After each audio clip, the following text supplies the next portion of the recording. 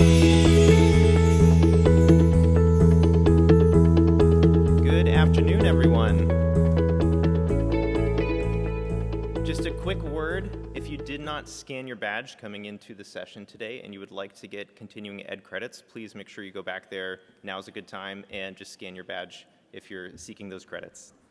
But welcome to 12 Steps to Compliance. Don't worry, this isn't the type of 12-step program where you have to stand up and confess anything, unless you are perhaps entering an SPRS score for Georgia Tech, in which case we'd love to hear what you have to say. My name is Ryan Hydorn. I'm the Chief Technology Officer at C3 Integrated Solutions, and we're proud to sponsor the OSC breakout track today. And before I announce our speakers, you get a quick word from our sponsors. C3 provides end-to-end managed IT, security, and compliance services. We've been all in on the defense industrial base since the initial rollout of the DFAR 7012 clause nearly a decade ago, which is pretty crazy to think about. But we provide real-world, robust cybersecurity with a 24/7 SOC. Our SOC director comes from the Defense Cyber Crime Center. We were one of the first 5 Microsoft AOSG partners, and we're the first MSP to launch a reference architecture for CMMC. Hopefully you know this already, but there's no turnkey solution for CMMC, right? You can't offload your compliance to a service provider.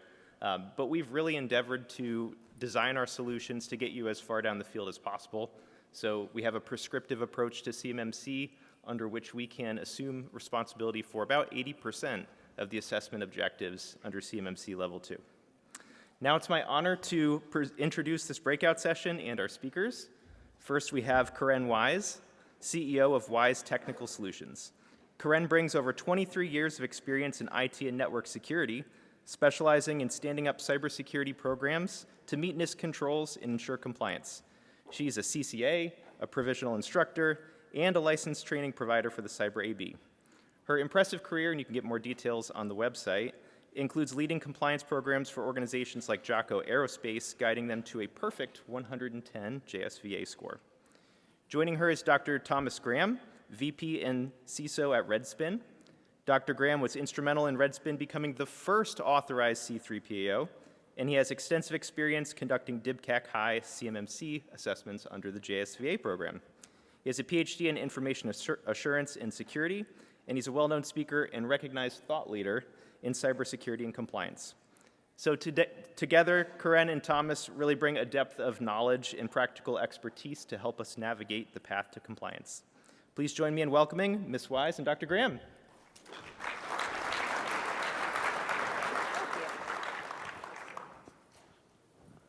Okay, just a mic check. Can you hear me okay?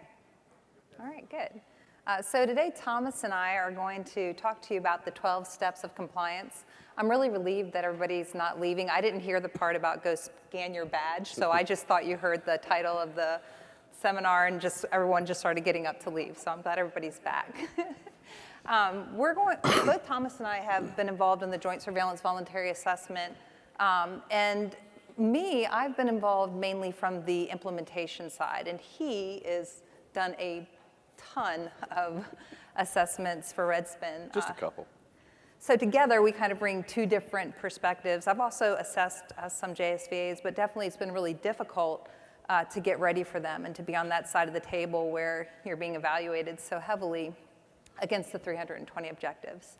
So our advice is coming from those experiences, and today we're going to talk to you about these 12 steps that we think are the most important steps when it comes to getting through your assessment, but then also maintaining that compliance in the 3 years between the assessment. Yep. So, okay. Let's go. All right, so this is a very obvious one, but the one that companies struggle with the most is identifying all of their controlled and classified information. And we're going to kind of focus on level 2 today. If you have level 1 questions, you can kind of see me afterwards, but most of the references we make are to the more difficult level 2 environments. So we know that DFARS 252, 204, 7012 tells us that if we are exposed to controlled and classified information, or we are creating it as a result of the work that we're doing for the DoD, that we are required to do all of the things that 7012 says, as well as flow that down to subcontractors. The problem is that first line is whether or not you have controlled and classified information, and oddly enough, this can be a really difficult step for folks. So I always make my clients go talk to the worker bees. One of the biggest things you've got to do is get with the people who do the work. I just got back from an on-site inspection, and it's unbelievable what we know now after talking to the people that are on the plant floor that we weren't talking about up to that point. I mean, just so much valuable information comes from talking to the person who first deals with the contract, from talking to the people that are out on the floor, and every step of the way, whether it's picking parts or looking at drawings or giving feedback to an engineer, you really have to understand where the CUI is, and you have to really understand what CUI your contracts actually have involved. Go ahead and you can talk about that a little bit with Sure. how to So do that. understand. I was loud when I first started talking. Did you hear that? Understand that right now we're talking about DoD.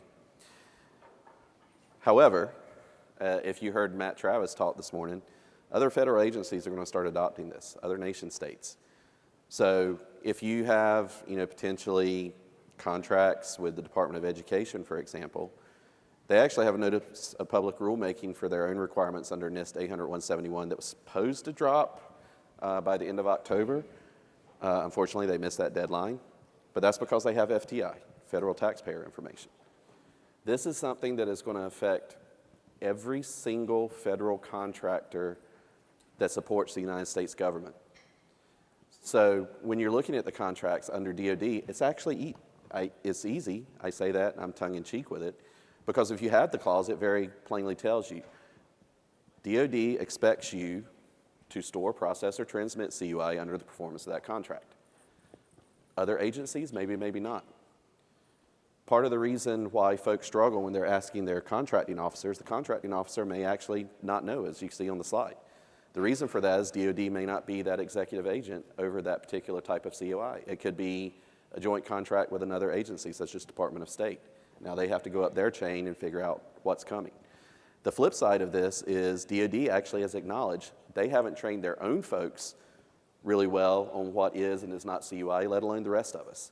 So more than likely, you'll probably see updates to the mandatory CUI training sometime in the near future. But outside of this, once you identify it, once you think you have the ability to identify it, you've got to figure out where it's at in your own networks, in your own infrastructure. The contracts are absolutely a good place to start, because when you go through CMMC assessment, the formal program, any cage codes that you want to be tied to that assessment, you have to identify it to your assessors. That's going to go into EMAS, ultimately into SPRS with your unique ID, the UID that was talked about in the draft 48 CFR. Now, from there, you've got to figure out where that information is in your networks.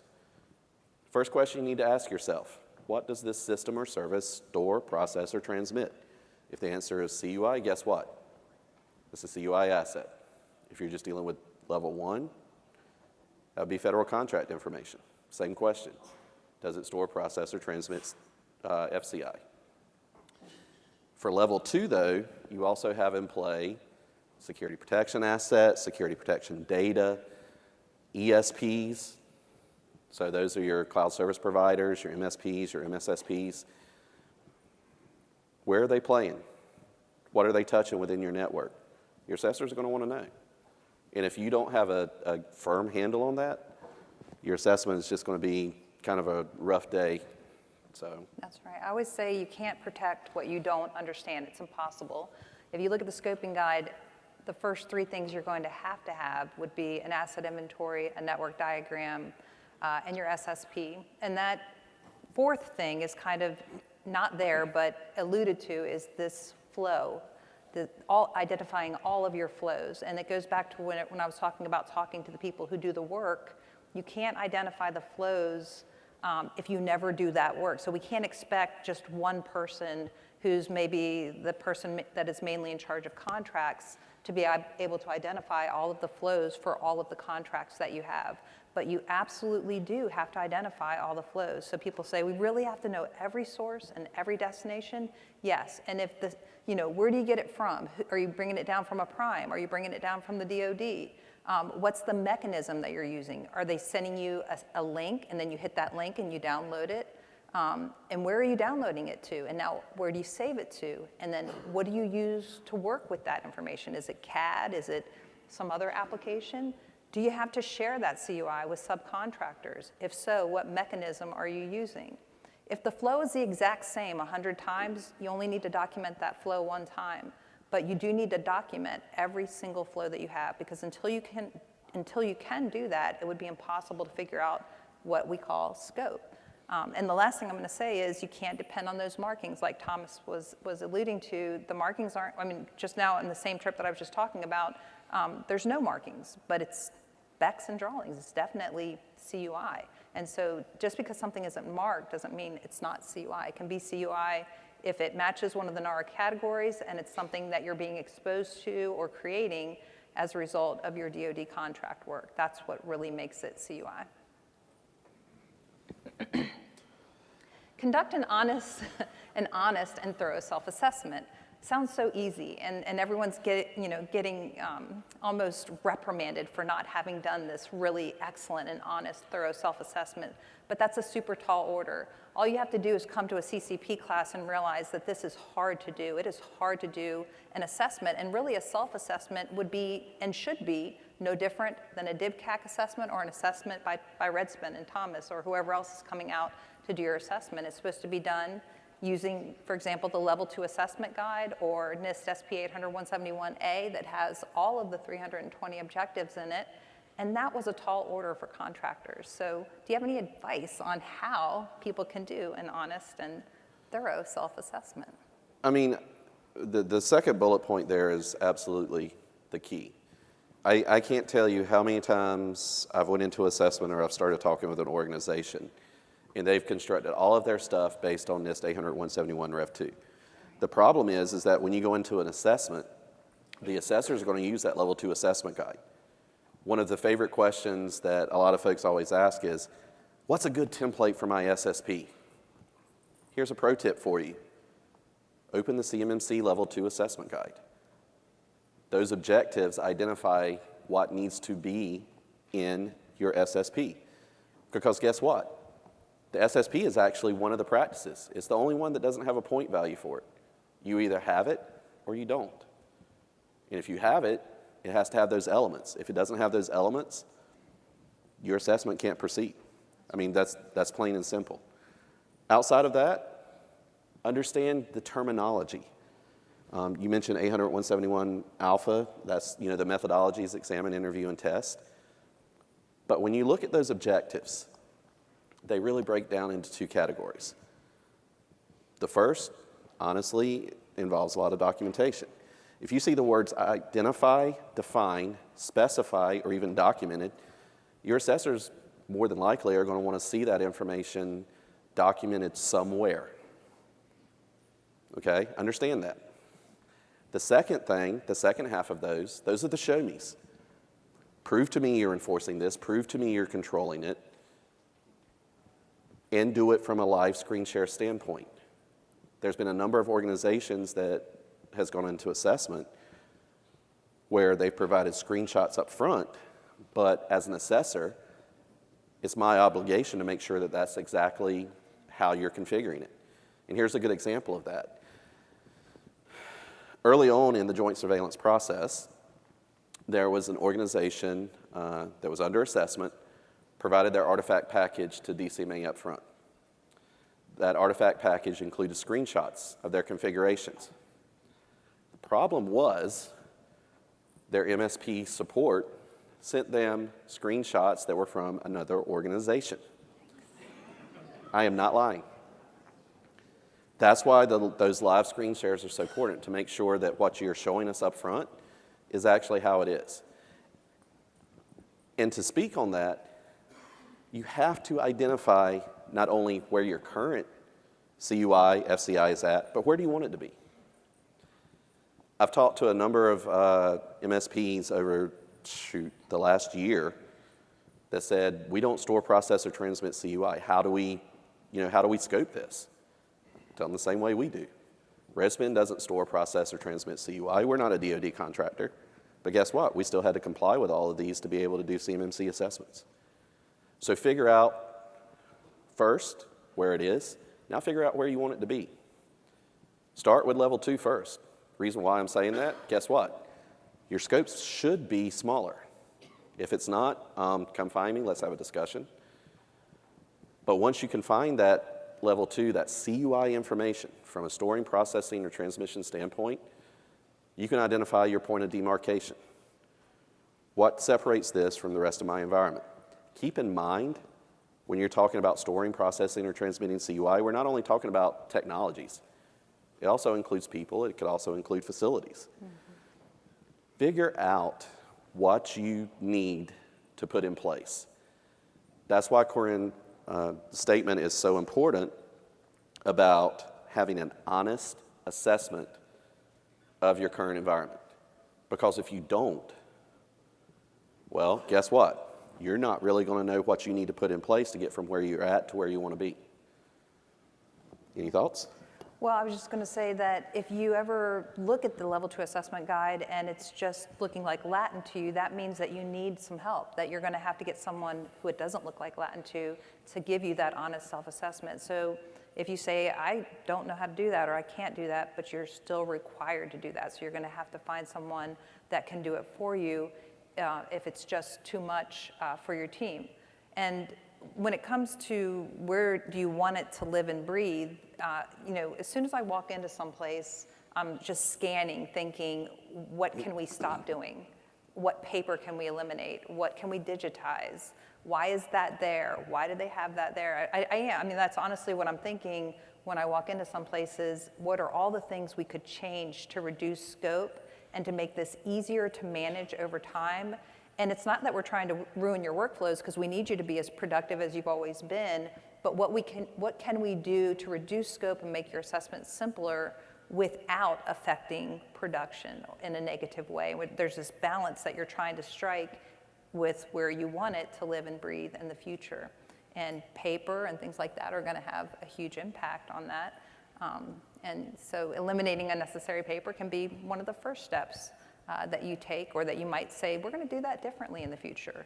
Or maybe you say, we're not changing anything. It's going to be just like this, and we're going to build our boundaries around it.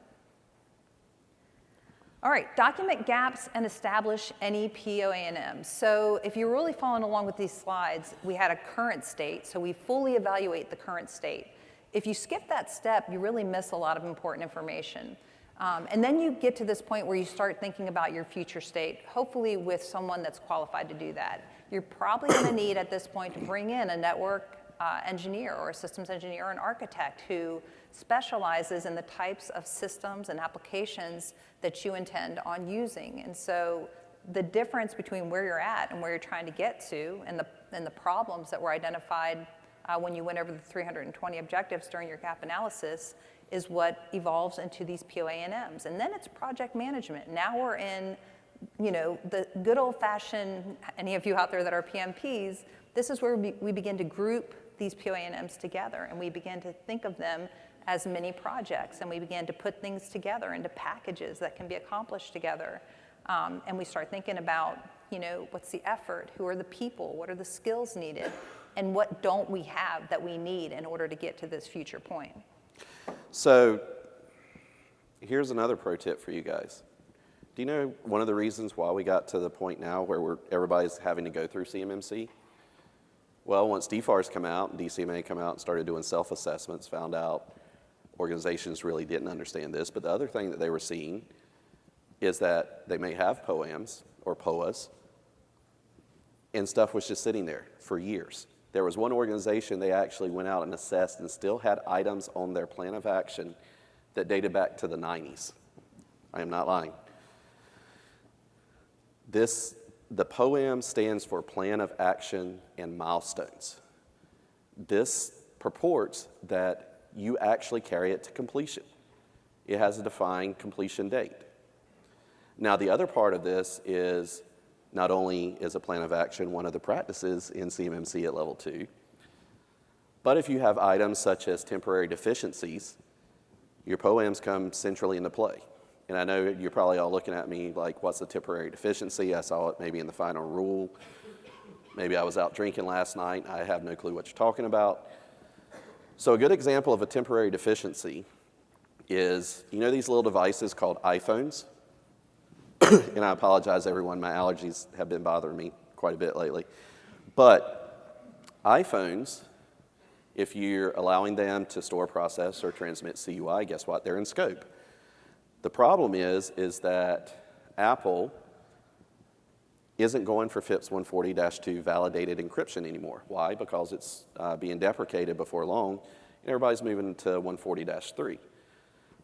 NIST is severely backed up in the validation program for those modules. So for iPhones, folks still have them. So how do you treat them? It's temporary deficiency. Previous versions had the encryption validated. It was in compliance. They have documentation stating they are going for 140-3, and they're waiting for a government agency to tell them whether or not they're good. So you as an OSC, if you can prove to an assessor that your current configuration for your iPhones meets the requirements that the previous version under 140-2 meets the validated configurations, guess what? Now you put it on your POAM.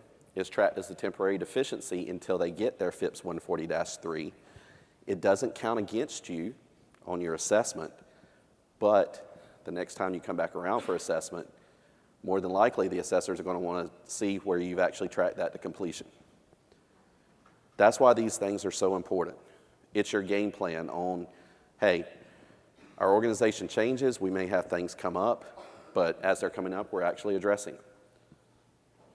I'm going to quickly, you reminded me of one important thing on that last slide.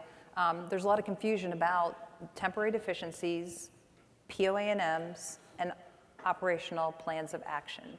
There are three very different things. So when you go through your assessment, this is a once every 3-year event, and we know that you're allowed to miss 22 one-pointers and end up with what we call a conditional certification, that you have to fix the 22 or less things within 180 days. Those are what we have been referring to as POA&Ms.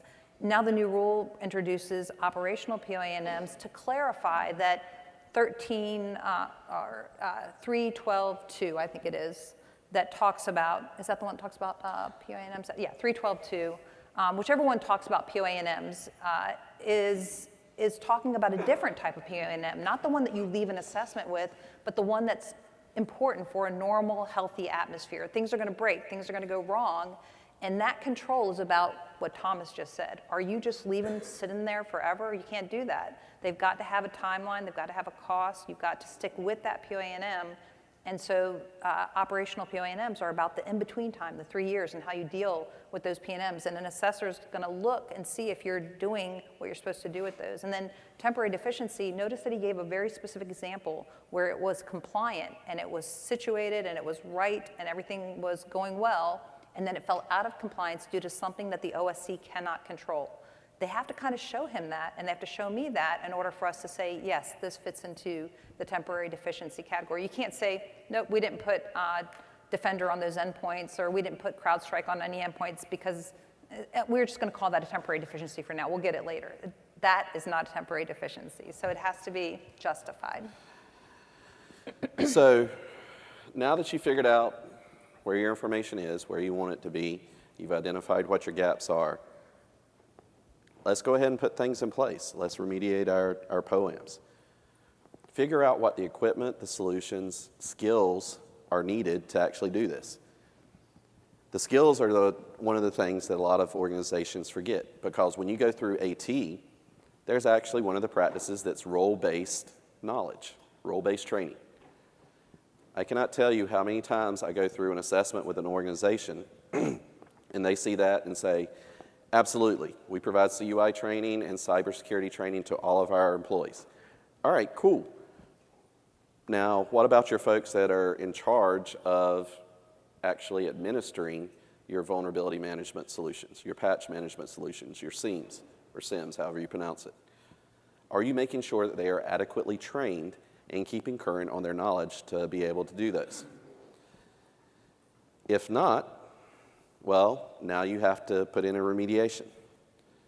That's why those POAMs, again, are so important, because when you go under assessment, before you actually get to your assessment, one of the questions that's going to be asked is, do you have any open items on your POAM?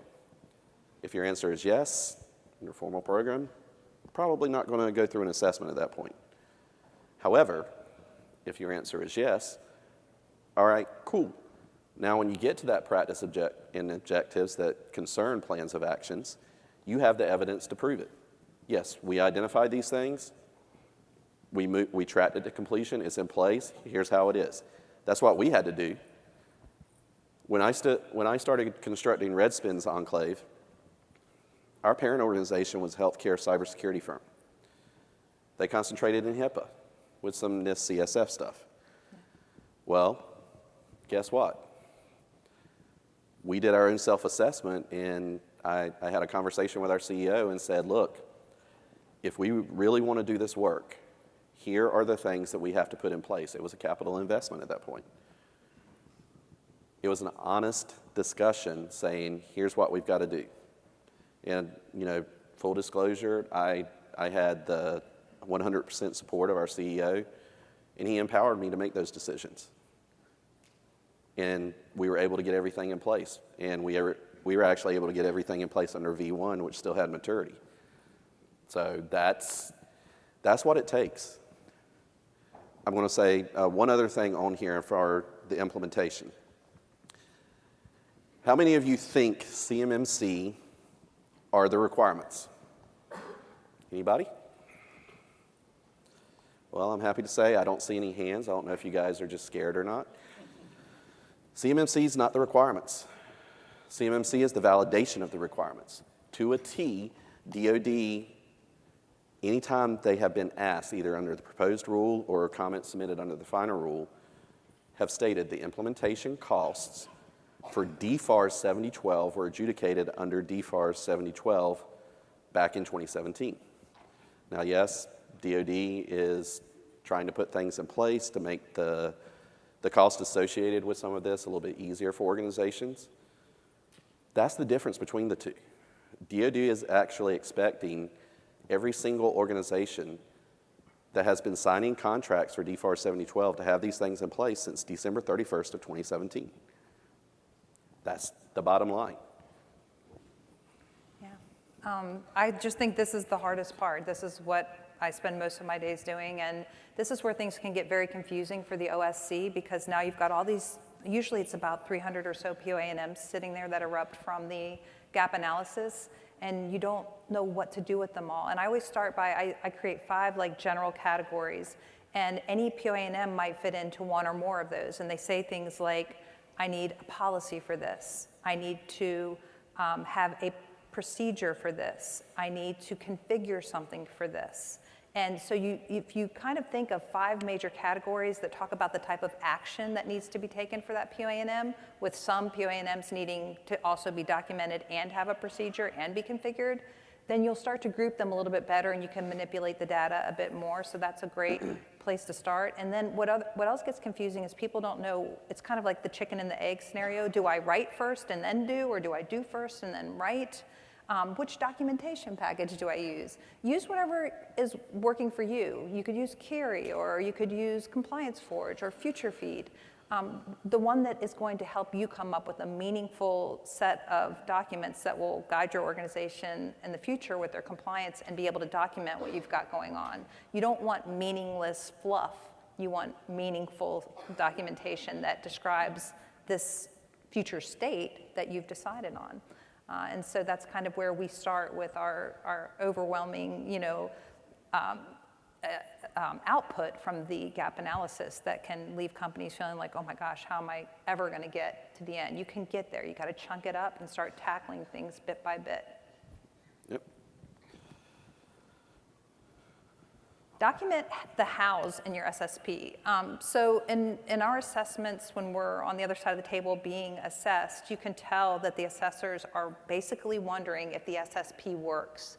Does it accidentally lead you to nowhere, where it mentions a policy or a procedure, but that policy or procedure doesn't really exist? So this has to work. That's really all that they're thinking about. Does this work if your CISO wins the lottery today and is gone tomorrow? Does the next guy or girl come in and say, oh, okay, so this is where this stuff is at, and this is how we authorize a user into this environment, and these are all the agreements they have to sign, and this is the training they have to have, and oh, this is where we get the background checks from, or are they left just because it's in one person's brain and that person's the only person who really knows how to do 801.71 compliance in your environment? That doesn't work. You can't describe it to the assessor and then the assessor can't look and find it anywhere in the SSP. That's not going to be accepted, so it's got to be a working SSP. So here's another pro tip for you guys. You want to make your assessors happy? If you construct your SSP based on those objectives, if the statements in there are not attestation statements, meaning you don't just simply state, yes, we're doing this, but it actually speaks to that how. And now, if it's in another document, as you mentioned, policy, procedure, SOP, whatever the case may be, if you point not only to that document, but the area in that document where the information is at, not only are you going to make your assessors happy, because now I don't have to read potentially a 30-page document every time I'm going through this, you are also controlling that assessment. You're telling your assessors, look here. That means I'm not going to go digging through all of your other stuff and maybe see something. I'm going to go right there. If it answers my question, cool. Keep in mind, this is an assessment. It's not an audit. Those are two entirely different activities. We call that serving it up on a silver platter to the assessor. Traceability matrix, some pointers to the objective, like he's saying, and the policies and procedures highlighted that they need to be looking at. Nope, absolutely. And I apologize, I am going to speed up a little bit because I actually see a timer over there and it's counting down, so it's making me a little bit nervous. I feel like I'm on the final countdown up here. But that's what we're speaking to when we're talking about including the traceability. Your SSP is the main document, absolutely. But trace it to your policy, your procedure, maybe your standard operating procedures, your SOPs, maybe it's some other type of thing. If you can do traceability from here to here to here, guess what? When it gets to the show me stage, you're going to know what you're going to do. When we went through assessment back in 2021, God, it's been that long ago, our CEO that I talked about earlier, he actually made it a point. He printed out all of our SSP, all of our policies, all of our procedures, and literally sent it to every single person that was going to be in that assessment. That is key. You have the traceability to those documents. You've talked with your folks that are going to be answering the questions. Guess what? If they have that information in front of them, they're answering it based on that information. So you have consistency in your answers. That traceability aligns not only to what you're doing as an organization, but guess what? Also to your responsibilities under DFARS 7012. That's easy. That's the easy part. If you guys can get that, everything else is going to fall in line, whether it be from a technology standpoint, whether it be from a process standpoint, or a training standpoint. You're just going to understand what you need to do 10 times better. Yeah.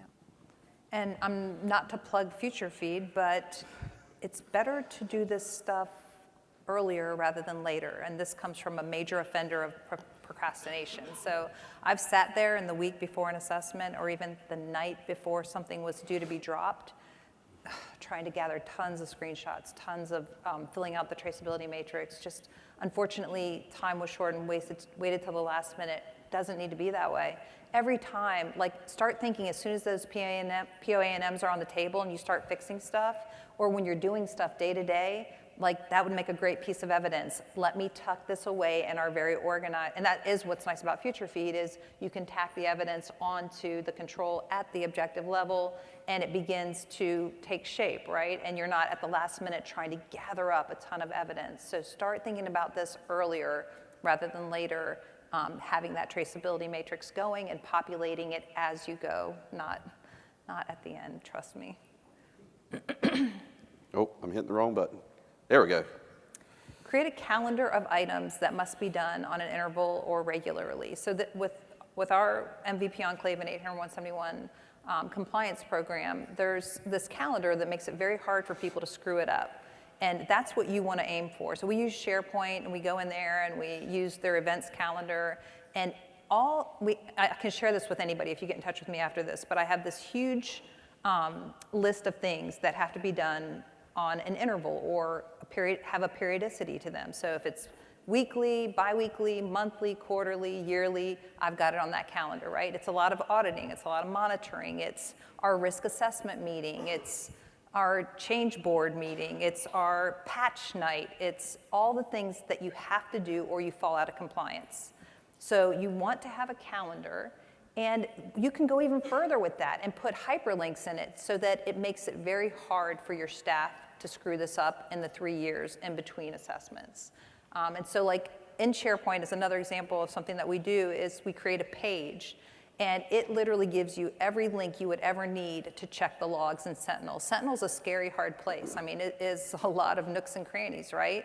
But you could create a page with everything that the person who checks the logs with biweekly needs to be looking at. And then you have a little form that they fill out every time they do that. Bam, you've got your evidence for the next assessment 3 years later. So try to think of ways that you can automatically force evidence to be gathered over the next 3 years, and that's going to really help you when Thomas or I come back around the next time. No, you're absolutely correct. And when you're doing this, I know that I probably will have some detractors for my next statement. Please understand, you cannot do this 100% from an administrative control perspective. You know why that's the case? There's objectives that say, how are you enforcing this? How are you controlling it? Okay, if you're just doing 100% administrative, prove to me that you're enforcing this requirement. How are you enforcing that USBs aren't being plugged in if you don't allow USBs? Are you standing behind them with a baseball bat? I'm being tongue-in-cheek, but that's what some of the conversations get to. You have to have the technical as well as the administrative to be able to satisfy all of the objectives, plain and simple. So I touched on this a little bit earlier. If you can benchmark your baselines against those well-known standards, guess what? You are now, again, controlling the conversation with your assessors. If you come in and you start saying, yes, we benchmark all of our security configurations on NIST requirements, CIS requirements, DISA STIGs, more than likely your assessors are going to know what you're talking about. Now, when they start looking at the evidence, you can say, yep, we did this per the DISA STIG, it's configured this way. It's good enough for internal DoD, so if it's good enough for them, I can't necessarily argue with it as an assessor. Here's the other thing that you can benefit from that. You mentioned SharePoint earlier. SharePoint is notorious from a FIPS standpoint of when you click that little checkbox in group policy to enforce FIPS, that it breaks SharePoint. So guess what? The DISA STIG has an alternative implementation for your FIPS validated encryption requirements. Here's the other thing. If there is an alternative implementation for FIPS, it has to come from an authoritative source. That's not the vendor. The authoritative source is NIST, DoD, a federal organization. If you can show that you have the alternative configuration in place, it's meeting the requirements.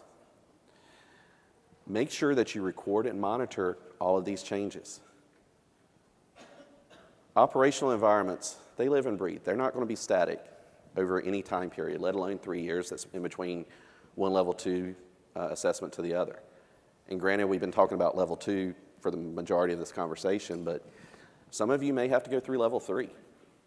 Fortunately, we don't know what the exact requirements for those organizations are going to be for that, but that is over and above the 110 items in level 2.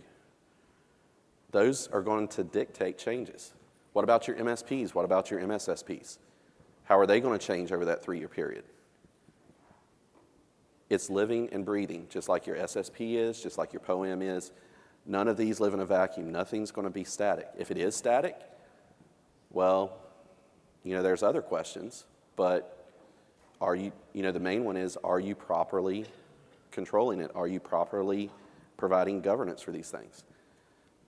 Yes, maturity's been taken out of CMMC. I think we're at 2.21 or something, I think is what the latest version numbers are. But when you come back for a reassessment, if in your initial assessment you said, absolutely, we conduct CCB meetings quarterly, year in and year out, here's all of these things, your assessor's well within their rights to say, okay, show me your CCB meeting minutes from a year and a half ago. Can you do it? Good point. And we're going to, just so you know, we're going to try to have some time for questions. So we just have about 2 more of these to go, and then we'll take your questions. This is a really hard control, the baseline control, and it's all part of change management. So I get this question the most often, how do we do baselines? And so you really just want to think about all of the components that are part of your in-scope environment, and that includes cloud products that are going to have controlled and classified information in them, and you need to document all of the settings that you do not want changed. That does include, I'm just going to use Microsoft as an example because it sometimes tends to be a universal language, but if you're in Google Workspace or wherever, same concept here. So we would go to Exchange. What are my settings here, about external parties and everything else that you've got in there? SharePoint, what are your settings there that are making you compliant that you don't want changed? When you get into Intune, you know how you can export the configuration file to a JSON file? That's all configuration management. Put it all in a folder, organize it, but you really do have to go to that level and make sure that all of your configurations are baseline. As an assessor, he might not know exactly what every single configuration means, but he's going to be able to have a conversation with you about how these baselines are meshed with change management. And when they marry up, is it quarterly? Like, when do you update these baselines with these changes that are in this change log? And making sure that all of that has a really good process to it and that you're keeping up with that process. Like he said, he can ask and try to see if what you've said in your SSP is actually working when it comes to baselines and change management. 11, use your SSP as a guide to keep your organization compliant at all times. If you really did all of this correctly, it's useful and awesome. So most of the companies that I work with, it's very painful during. It's hard to see the light at the end of the tunnel, but man, the pride and the happiness at the end of it and the maturity level at the end of a true, because ours are always about a year long when we work with a company. I mean, it's getting to be a little bit shorter because we're not reinventing the wheel anymore. We kind of have our resources and our tools that we want to use, but the relief, and then also just, it's really cool at the end to say, wow, we have all this stuff. This is actually extremely useful. Everything's better now, and we don't have as much to worry about. We had this big, stress on our back, and now it's lifted. And if this SSP was done correctly, it is going to be useful. It's not just going to be something that you tuck away. It's actually going to, I refer to my own SSP, like sometimes I'll go to create a machine and I'm like, oh, I got to make sure the machine name matches the SSP. Or I go to spin off a service account and I'm like, oh, let me go see make sure I do this exactly like the SSP says. And the environment starts to become so much nicer because it's not so chaotic. So when you're seeing stuff like this, when you're going through, very first family, access control. I have seen access control literally take only 2 hours to go through. I've seen it take 2 days. Mm-hmm. That speaks to what we've been talking about through these steps. How well do you understand what's going on? One of the biggest buzzwords over the last couple of years, everybody's talking about AI. Holy cow, what happens when AI, starts working and processing CUI information? Because it's coming, if it's not already there. AI is a process. 3.1.1, objective B, identify your processes. Guess what? The second half of that is, okay, prove to me, and I'm sorry, B is authorize your authorized processes. The second part of that is prove to me that you're authorizing them based on what you told me in objective B. The objectives play off of each other. 90% of this process is tell us what you're doing, prove to us you're doing it that way. This isn't internal DoD where everything has to be based on DISA-STIG or those requirements. You are a commercial organization. Yes, there's NIST, 800-171 Rev 2 specifically, but just tell us what you're doing. Prove to us that you're doing that way. AC 313, control the flow of CUI. Right there, right out of the gate. What's your source and destination? How are you limiting that? How are you doing what needs to be done? As you mentioned, we want to save enough time for questions here at the end, but the absolute most important thing as you're going through these 12 steps to compliance to get you ready, start drinking now. Absolutely. I like to say just drink healthy, make sure there's a lot of vitamin C in whatever you're drinking. The fact that there may be alcohol, that just means the orange juice is sanitized. They have really good spicy cucumber margaritas at that Mexican place down the road. So we're joking around a little bit up here, but understand, at times this is going to be frustrating. At times it's going to be a struggle. At times you're going to have potentially arguments with some of your business leaders because for years and years they haven't had to do any of these things. But now, guess what? You don't have a choice. This is I remember, oh my God, I think it was the first CEIC out in San Diego a couple of years ago. I was actually sitting in a session with Katie Arrington, and she said, I'm not going to be verbatim. My mind is not that good anymore. I fake what I do really well to a certain extent. But she said, this is the cost of doing business in this arena. The government has acknowledged that.